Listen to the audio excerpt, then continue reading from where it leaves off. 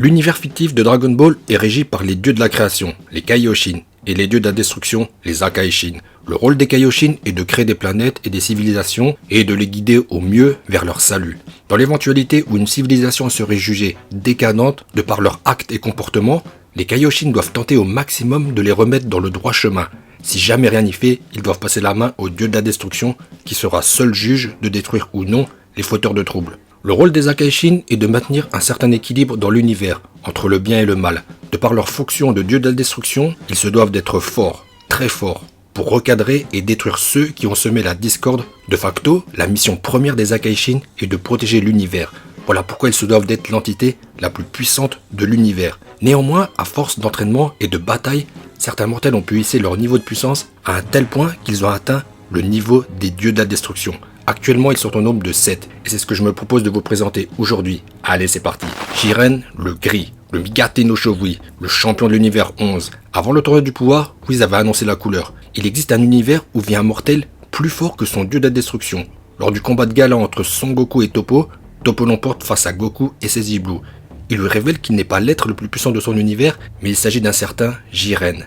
D'après Toppo, Jiren possède des capacités de combat supérieures à leur Akaishin clown, Vermood, qui doit figurer parmi les plus puissants dieux de la destruction, car lors du Battle Royale à 12 Akaishin, il fut le seul à décliner les soins. Lors du tournoi du pouvoir, la position de Jiren à son arrivée indique que c'est lui le boss. La démonstration de puissance interviendra très vite, en pliant Kel qui cassait tout sur l'arène de combat. Le choc avec Son Goku confirmera qu'il est bien un guerrier de niveau Akaishin.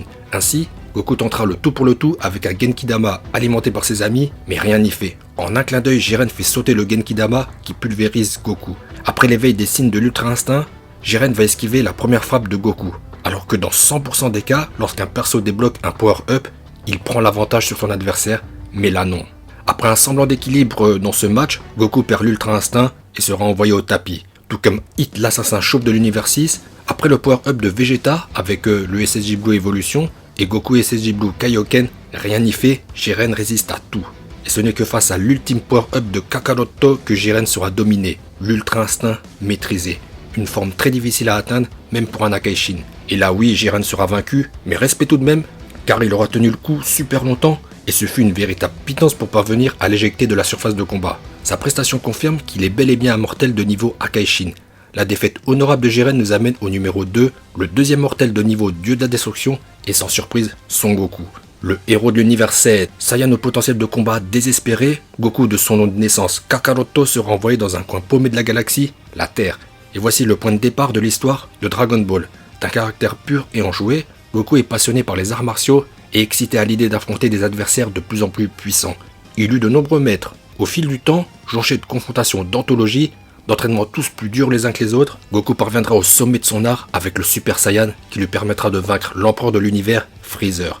Mais ce n'est pas fini. Goku continuera à évoluer avec le SSJ 2, 3, God, Super Saiyan God, Super Saiyan, puis le SSJ Blue Full Power.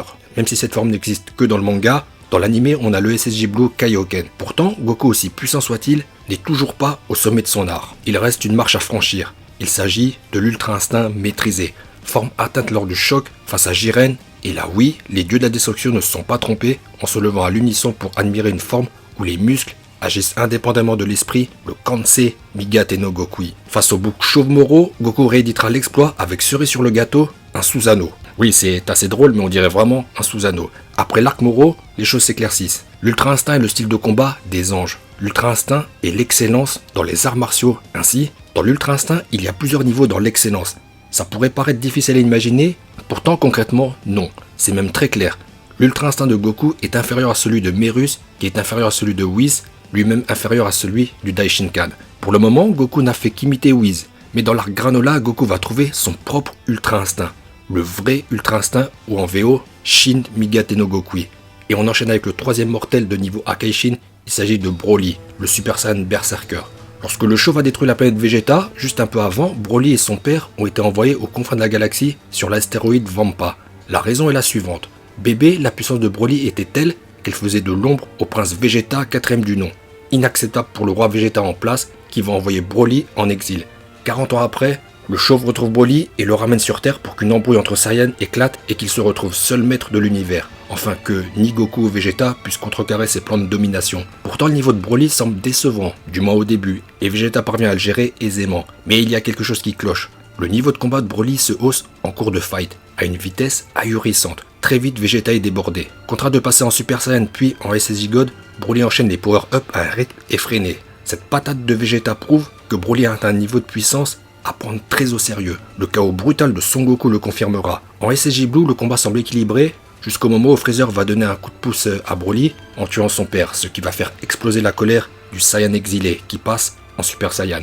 A partir de là, le combat est terminé et c'est Gogeta qui prend la relève. Le combat le plus mémorable de l'univers éclate. Broly passe en Super Saiyan Berserker avec les cheveux verts, ce qui pousse Gogeta à passer en SSJ Blue.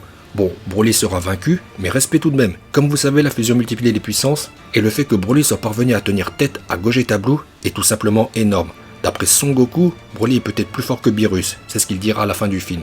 Donc il est logique que notre ami Broly entre dans la shortlist des mortels de niveau Akaishin. Numéro 4, Vegeta. Et là ça fait plaisir, car plus que quiconque, Vegeta est probablement celui qui a le plus galéré pour atteindre le niveau qui est le sien en Ultra Ego. Toutes les raclées qu'il a subies durant sa carrière de guerrier, c'est incroyable. Le pauvre, il a douillé comme pas possible. Toujours en retard sur Son Goku, mais grâce à une détermination sans faille, Vegeta s'est toujours relevé pour se hisser parmi les plus puissants guerriers de tout univers confondu. Alors que Goku a brillé de mille feux grâce à l'Ultra Instinct, Vegeta ravalait sa fierté, surtout qu'il avait bien compris que de par son tempérament, l'Ultra Instinct n'est pas fait pour lui.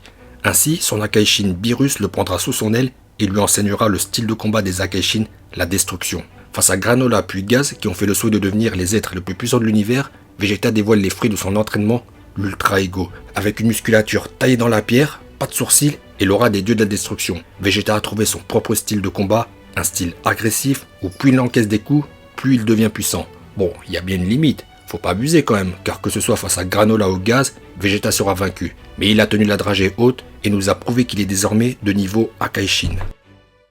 Numéro 5, Toppo. Avant le tournoi du pouvoir, Toppo sera présenté par son Akaishin Kun Vermoud comme son successeur en tant que dieu de la destruction de l'univers 11. C'est donc un apprenti Akaishin. Lors du tournoi du pouvoir, Toppo va passer en mode Akaishin et user de la destruction.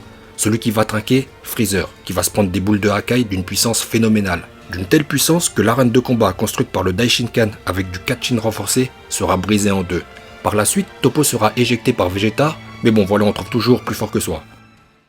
Numéro 6, c'est notre chauve préféré, Freezer, l'être le plus cruel et empereur de l'univers 7. Freezer est né avec un don inné pour le combat, ce qui fait qu'il ne s'est jamais entraîné. Sur Namek, il a tué Vegeta mais sera vaincu par Goku, puis il sera tué par Trunks. Dans DBS, Freezer sera ressuscité et s'entraînera 4 mois. Et seulement avec 4 mois d'entraînement, il va atteindre sa Golden Form où il est de niveau SSJ Blue.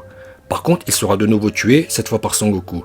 Suite au forfait de Boo, Freezer sera recruté pour défendre les couleurs de l'univers 7. Lors du tournoi du pouvoir, ayant largement contribué à la victoire des siens, il sera récompensé avec une résurrection. Cette fois, Freezer va utiliser son cerveau et ne forcera plus tête baissée face à Goku et les Z-Warriors. Il va tout d'abord envoyer Broly au charbon, puis il va trouver une salle de l'esprit du temps sur une planète qu'il a conquise. Après un entraînement de 10 ans, Freezer est de retour et les gentils vont trembler. Avec sa nouvelle forme de Black Freezer, Gaz sera pulvérisé en un coup et ses dreadlocks carbonisés. Puis Goku, vrai Ultra Instinct, et Vegeta Ultra Ego, mis KO. Désormais, Freezer est probablement le mortel le plus puissant des 12 univers. Il est certainement plus fort que Broly et Jiren. Et Beerus doit faire gaffe à son fauteuil d'Akaishin, car si Freezer le convoite, l'hypothétique fight Black Freezer vs Beerus promet d'être super chaud. Septième et dernier mortel de niveau Akaishin, il s'agit de Son Gohan, le personnage préféré de toute une génération.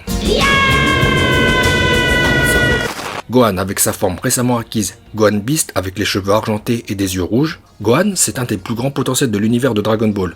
Contrairement à son père, il n'aime pas se battre et le fait seulement s'il en est contraint. Son Gohan tire sa puissance de la colère. Bon, comme tous les Saiyans vous me direz, mais plus que n'importe quel Saiyan, la colère de Gohan peut le mener à des sommets. Cell peut en témoigner. Lors de l'arc Boo, Gohan s'est vu éveiller son potentiel et a pu dominer Super Boo. Après avoir régressé au début de DBS, il revient au sommet lors du tournoi du pouvoir où il a fait jeu égal avec Kefla. Et ce n'est pas rien, car comme mentionné pour le cas Gogeta, la fusion multiplie les puissances. Pourtant ça ne suffit toujours pas pour se hisser au niveau des Akaishin. Lors du dernier arc en date, intronisé par le feat Dragon Ball Super Super Hero, Gohan sera opposé à Cell Max. Ainsi, il va élever sa puissance pour atteindre sa forme bestiale, Gohan Beast. et celle sera pulvérisée. Il ne fait aucun doute que Gohan Beast est désormais de niveau Dieu de la Destruction, et voilà qui conclut la shortlist des 7 mortels de niveau Akaishin. Mention spéciale pour Orange, Piccolo et C17 qui sont sur le bon chemin, pour un jour, pourquoi pas, égaler leurs amis. Écoutez, cette vidéo arrive maintenant à son terme, j'espère qu'elle vous aura plu, si c'est le cas, pouce bleu, portez-vous bien, et je vous dis à bientôt.